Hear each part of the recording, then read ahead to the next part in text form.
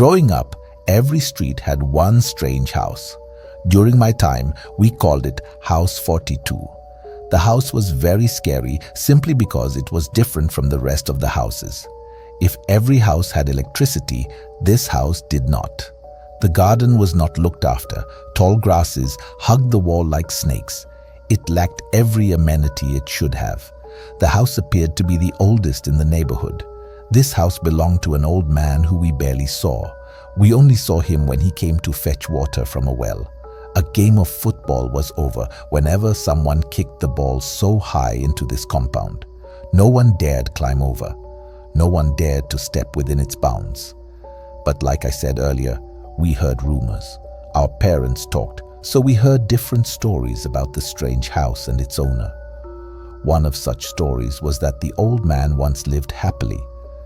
They were loved by everyone. They ran a little bakery, and during the weekends, they gave out free bread to little children. But something bad happened. One day, she didn't wake up. His world crumbled.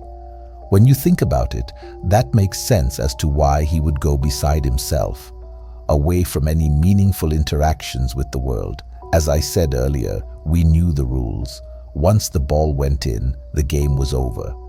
But then came Philip. Philip was new to the area. He unsurprisingly was not bound by our fears. Once the ball had gone over to the strange compound, he climbed the fence. He ignored our warnings.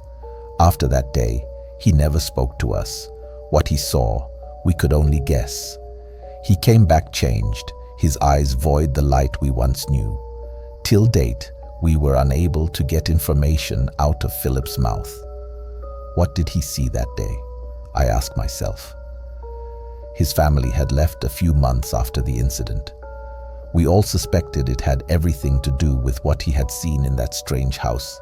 After Philip had gone, it didn't take long for everything to unravel. It started with a stench that filled the whole neighborhood. It lasted for days.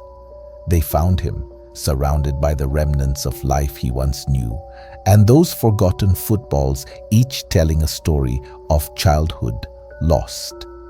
House 42, a testament to love, loss, and the mysteries we leave behind.